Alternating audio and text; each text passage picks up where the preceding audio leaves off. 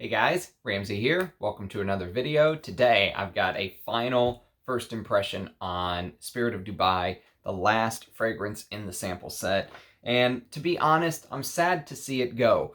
If you've been watching, my channel, if you follow along, if you occasionally watch the videos, I've been kind of running through this sample set. And it's been, kind of like an EKG machine. It's had some ups and it's had some downs. The ups were really good, and the downs, I would say, were really bad. But I got on a little bit of a streak lately, and I got hot, and I really liked a couple of them in a row. Bang, bang, bang. And I said, that there are different price points in this. We're only talking about generation 1. I still haven't smelled anything from the second generation, which is even more expensive than this generation. And the first generation perfumes are very expensive in and of themselves.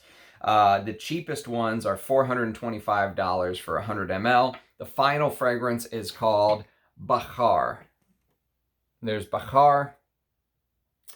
And Bahar is in that cheapest category. Now, I mentioned that there are multiple categories of price with this house, with the first generation. The Oud is the most expensive at $1,175 for 100 ml. And then Tarath is in the middle, which is one of the ones that, or I'm sorry, let me take that back. Tarath is not the one that's in the middle. Tarath is my favorite of the line in the cheap $425 range. The one that's in the middle is Majalis, and that's the one that I really liked as far as the compositions go outside of just Oud. So if you've been watching my first impressions, you know that the ones that I didn't like, I said kind of smelled cheap and overpriced, and the ingredients did not smell like you were getting value for money for $425, which they may not consider it expensive when they're looking at, the entire line of what they offer. The second generation perfumes are even more insane, $2,000 a bottle stuff. And so for me, I look at it as value for money. And this final one, what do you guys think? Do you think I'm going to think it's a good value for money or a bad value for money? First, I will tell you this. Before I start talking about the fragrance and read the scroll, I will give you a little insider's tip. The person that sent me the samples, who wishes to remain anonymous, so that's why I'm calling them my perfume godfather / mother. This is one of the 3 bottles that was purchased based on the sample set that they had. And so they really liked this fragrance, along with Tarath, that was one of the other ones, and Fakhama, okay, which is one that was okay for me. But that just goes to show how different people's noses perceive fragrances differently. So there is no right or wrong answer to this, but it also goes to show why integrity is so important when you're doing these videos. That's why I think I have a chance to really carve a particular niche out for myself, because, many people, especially when we talk about unicorns or very expensive fragrances, they have a hard time going against the stream, right? If everyone likes something, they go along with the crowd. It's safer that way. I like to go against the stream. I'm a contrarian. I don't go against it just to go against it, though. But I have no problem. I have zero inclination to go with the crowd when they all say something. It just is not in my DNA, right? Like, for example, I'll give you an example of let me just grab this fragrance. I saw this fragrance. It's a discontinued. My tastes go everywhere, right? I like vintage. I like niche. I like indie. I like, women's fragrances, masculine fragrances, unisex fragrances. I like it all. I like $8 fragrances. Lamani Pour Homme is an $8 fragrance that I love and wear from the 80s. And I have a $2,000 bottle of Roja. I go everywhere in the fragrance world, right? This is a fragrance that we were talking about on another channel yesterday. This is a fragrance called Gucci Nobile, or Nobile. I don't know how you pronounce it. Nobile. There's the name. This is a discontinued fougere, okay? Classic fougere. Beautiful fragrance. Lots of oak moss. Beautiful tobacco note. But it's a fougere at heart. And a bottle of this just went on eBay for $750 for 100 ml. Okay, $750. If you spent $750, could you then get on the internet and say something bad about it, right? Or would you kind of hype yourself up already to say something good? And that's what I want this channel to be. I don't want it to be hype reviews. I want them to be my honest opinion. And so, unfortunately for the House of Spirit Dubai, the final fragrance Bakhar is a flop. Even though I know the person that sent it to me likes it enough to have bought a bottle, it's a flop for me and for my nose. And we'll talk about why in just a second. But I have to be honest with you guys. And, you know, this fragrance is basically, just so you guys have an idea before we start, it's in the same concept as clean oud fragrances. That's how I would describe it. Clean oud fragrances. So if you've ever smelled something like this, I have a decant. I don't have a full bottle, but this is Arabian Oud Cashmere. Okay, Cashmere is a clean oud that I liked it enough to buy a 10 ml decant. I wouldn't buy a full bottle of Cashmere, but I liked it enough to buy a 10 ml decant. And I don't know if it's still available or if it's discontinued, but basically Cashmere opens up with this yuzu, blackcurrant, and plum. It's fruity, and then there's oud in the mid and the base. There's rose, musk, jasmine, and vanilla. It's a very clean, very easy to wear. It kind of brings people in. You know, it kind of brings people towards you, if you will. Even though it has oud, it's not the animalic, you know, funky. It's not the oud from the night where it's going to smell like the back end of a horse or it's going to smell like fertilizer. None of that. It's a very clean oud. That is the, you know, category that you would put Bakhar in. Now, I said the exact same thing about another Spirit of Dubai fragrance called Abraj. And Abraj basically means tower. You know, in Dubai, this beautiful skyscrapers started to get built over the last 20, 30 years. And, you know, it talks about the steel that it used and all that good stuff. And if you're going to pick one of the two fragrances for full bottles, for me, if you made me pick one of the two clean fragrances, I would probably pick Abraj. And we'll talk about some of the reasons why here in a little bit. But I'm going to read you the blurb. But before I do, I want to mention something. Tomorrow, hopefully tomorrow or Thursday, I'm going to have Russian Adam on, and we're going to do a interview part 2. If you've been following my channel, you know that the Russian Adam interview is one of the things I'm most proud of. You know, hearing him talk and actually just getting to know him. You guys may not know, but we talk all the time now. You know, we exchange messages back and forth and text each other. And he's just a beautiful human being. You know, he's very humble and honorable and kind and caring. And I'm a huge Russian Adam fan. And we're going to do interview number 2 together, me and him, sometime this week. Probably tomorrow evening because he's across the world, on the other side of the world. So it either has to be early morning for me or late at night where we can kind of get together. So it's probably going to be late at night. So like 8, 9 o'clock Central Standard Time tomorrow on July 20th. So stay tuned for that. But the reason I'm bringing that up is he has a clean oud fragrance that you can still buy that actually costs less than Spirit of Dubai is trying to sell Bakhar for. And you can get a, I think it's 100 ml, but let me check. It might not be. It might be 50 ml. It's Aquilaria Blossom.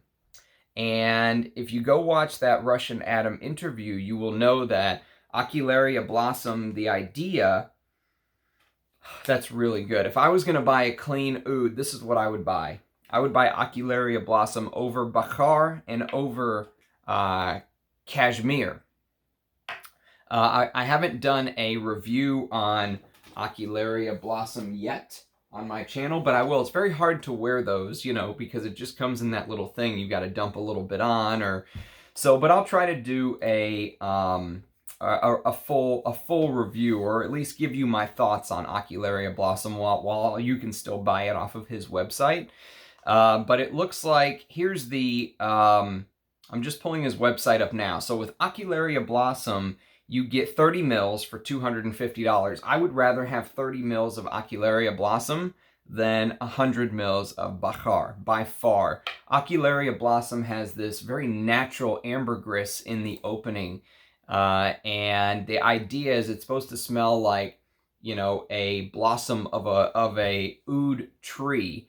And so it's that ambergris, different touches of oud, and you get this castoreum in the base, which I really enjoyed. I really like the fragrance. As far as a clean oud goes, even though it has a lot of different heavier notes, if you will, myrrh, vanilla, castoreum, saffron, I would go for Ocularia Blossom. But let's talk about Bahar and why I didn't just fall in love with it, what bothers me about it, and, you know, finally just wrapping up my thoughts on the Spirit of Dubai. So let's read the little scroll.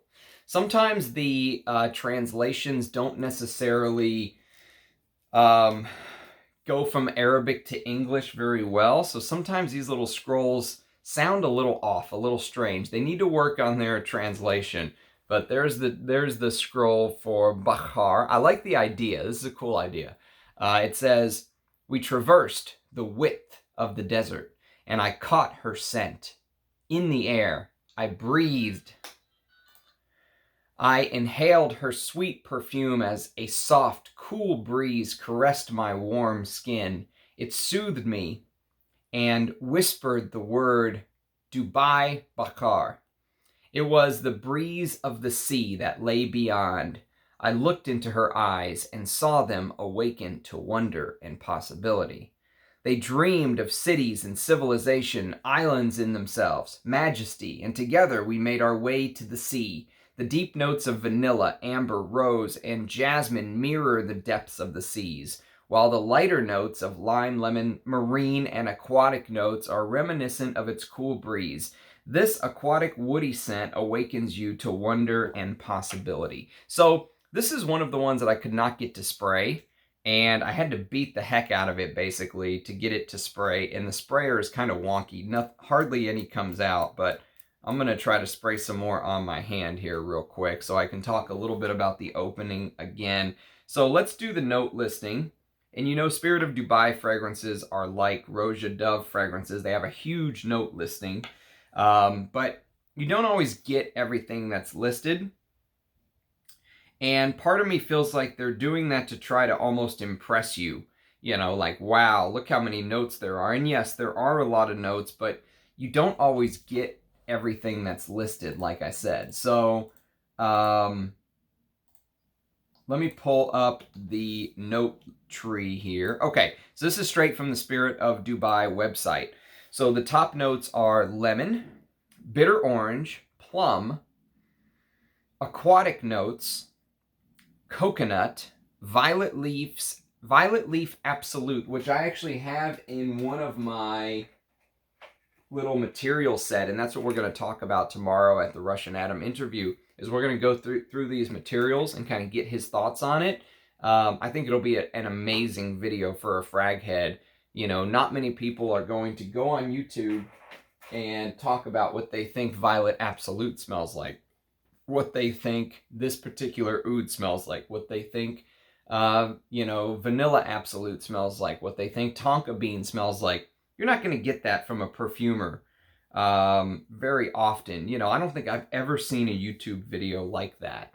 And so I'm very excited to hear Russian Adam's thoughts.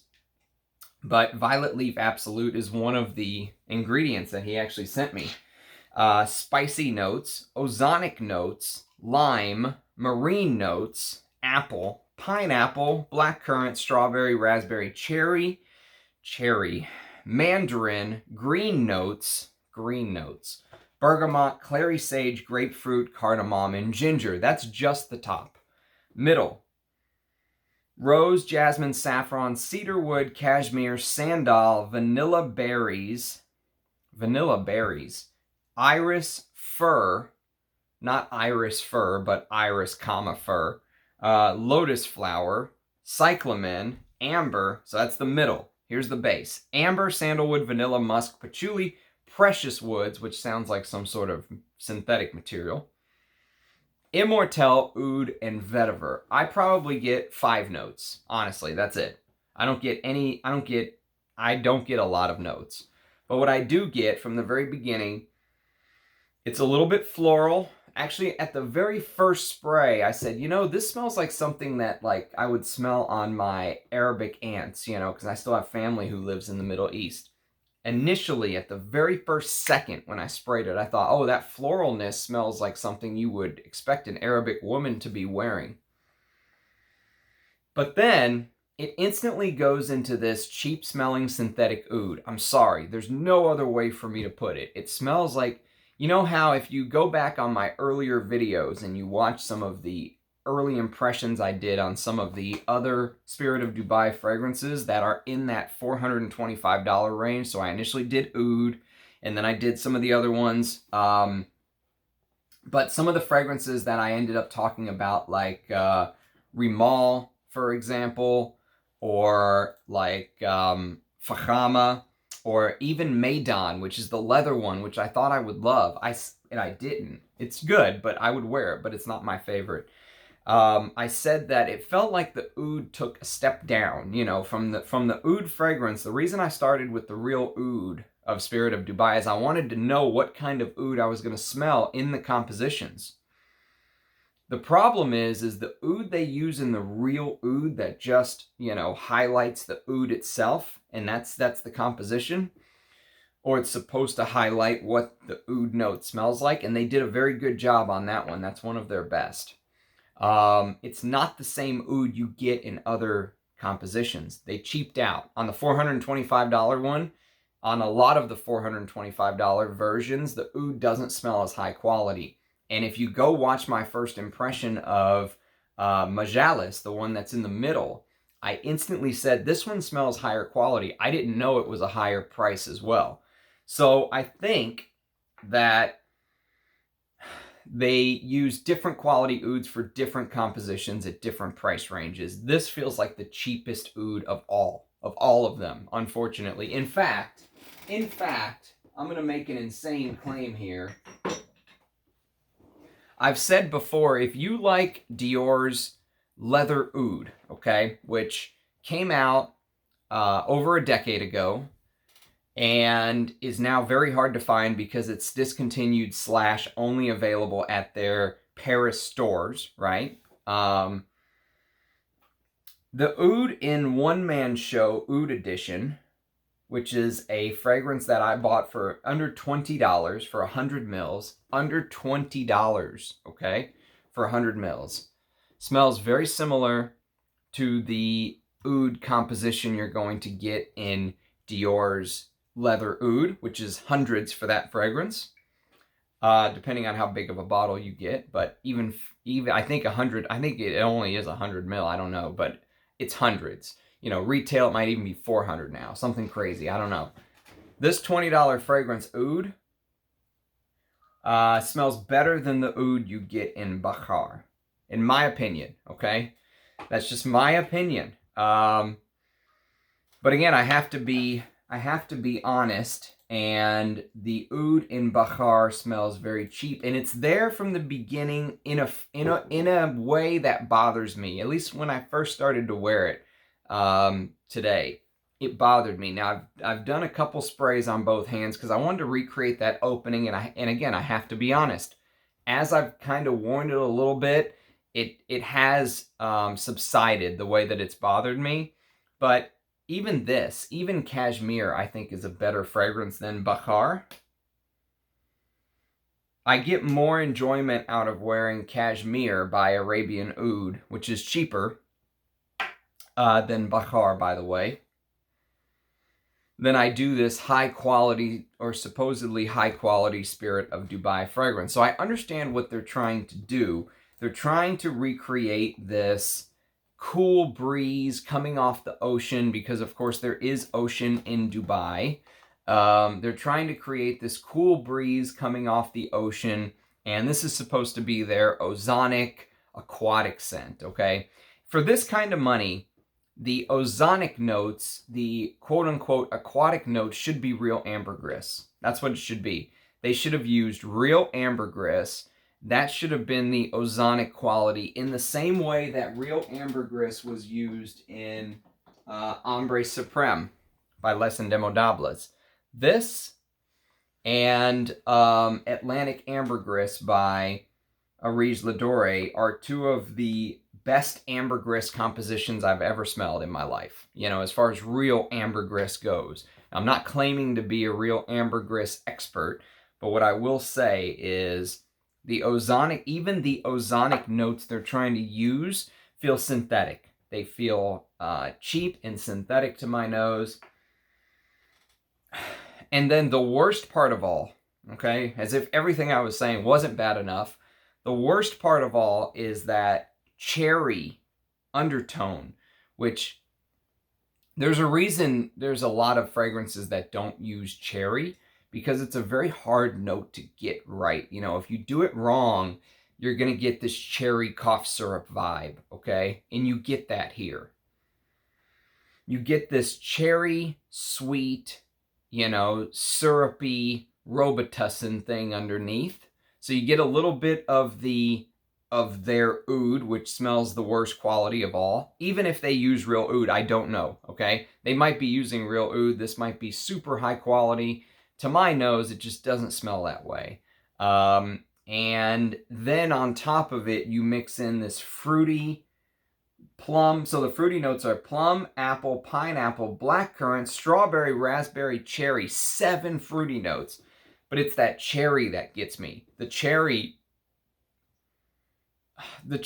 is, and again, this was a fresh spray, so this is where it's really bad. The first hour or two is really bad. Once it settles, it becomes a little bit more bearable because you start to get more of the notes you're hoping to get or you're expecting to get. But it's a big dose of Cashmeran, big dose of ISOE Super, big dose, whatever it is. You know, big dose of precious woods, which I don't know what that is. Some synthetic thing they're using. And it's disappointing, to be honest with you. I mean, it says on Fragrantica, people who like this fragrance also like Nishane Hashivat, which I'm not a fan of. Reflection Man, you can kind of see they're going for the clean idea, if you will. And, you know, Reflection Man is a much better perfume than Bahar. It's just a little disappointing is all. And to be honest, even though I found a couple that I ended up liking, okay, I found a couple fragrances. If you go back and watch my first impression, you'll notice I liked the oud. I liked Majalis. That was my favorite composition other than the oud. And I liked Tarath. Okay, Tarath was a good perfume. But overall, this original generation did not impress me. If you're just talking about the sample set as a whole, what did I think of the house? Okay, what did I think of the house? I was super excited. If you go watch my unboxing, this is the one I went, holy crap, Spirit of Dubai fragrances. I can't wait to smell them because I've never smelled any. I didn't realize different generations, different this, different that. I didn't know back then that, you know, they had these different generations and stuff like that. And so I was expecting, you know, when you have a house that has a note tree like the one I just read, that has the price tag like Spirit of Dubai is asking for, and, you know, if $425 or $715 or the other one is the oud at $1,175, if those have you at the edge of your seat chewing your nails, wait till you get to the next generation. I think Boz is like $1,000. You know, Nargessi is like $1,300. Nargessi is $1,300, and they went from 100 mils to 90 mil, so they steal 10 mil from you. Dura is $900. They've got one called Abjar. That's $900. So you can see the price tag on these is very steep. Haiba is $1,100. Very steep price tag. And it just didn't live up to the price tag. It didn't live up to the hype. It didn't live up to, what you expect when you spend this kind of money. You expect to smell something absolutely amazing. Something that, you know what I want to do? I want to spray a Guerlain. I want to spray Shalimar. Honestly, I'd rather just wear this. I'd rather wear Shalimar. This was $40, this little refill. Modern EDP. I wore this to bed last night. I melted. I mean, I love Guerlain. Shalimar made one of my top 10 fragrances, okay? So I love this perfume. But sometimes when you have a big collection, it's been a while. I also don't wear this in the summer, so I haven't smelled it in a long time. It's probably been since last winter. It's now July, so it's been 7 months or so. And I sprayed this last night, and I just melted. This is $40. You don't have to go and spend this kind of money. If you're the kind of person that wants to flex, to prove that if you just want to tell people you're wearing a Spirit of Dubai, knock yourself out. And I think that's what they are banking on. They're banking on all of this new money coming to Dubai. And new money doesn't act like old money. New money shouts, it's loud, it's flamboyant, it's boisterous. It's old money is reserved, quiet, calculating, calm. Old money doesn't have to shout, right? This brand is a new money brand. Now, that doesn't mean I didn't find some I like. But you have to go in, you have to go in with clear eyes. You can't go in drunk on the price tag, like I was talking about earlier, unicorns. You can't go in drunk on the price tag, buy it, and then kind of be disappointed inside, but still tell people, oh, this is the most complex fragrance in my collection. This is the most amazing thing I've ever smelled. You can't do that. That's not fair. It's just not fair to people who are watching your reviews and watching your channel for, the truth of what you believe. They may base their buying habits based on what you've said. So for me, Bahar is a disappointment, unfortunately. I was hoping that I got on a roll, and because I found Majalis I liked, Tarath I liked. I was hoping the final one, Bakhar, was a love, but unfortunately it's not. But now, I almost feel like I have to try the second collection. They also released a fragrance that they added to this first collection, even though it just came out this year. So most of the first collection fragrances came out in like 2015 or something like that. They have a new launch that came out this year called Roya. I don't know how you pronounce that, but it's supposed to be in the first collection as well. It's not here because this was the original sample set, but they added it to the first collection. It's $425 for 100 ml. But now I really feel like I need to try the second collection, especially Boz. Boz is the one that I really want to try, but there's others, so it's on my list. It's on my to sniff list. You may see more first impressions here if I can, if I can get my hands on some of those, or if I can get a bottle at a very good price. But I'll have to sample first. There won't be blind. I will not blind buy this brand. I'll have to find a way to get my nose on it, either buy a sample set or whatever it is. But if you have experience with Bakhar, I would love to know your thoughts. And if you agree or disagree with me, I would also love to know your thoughts.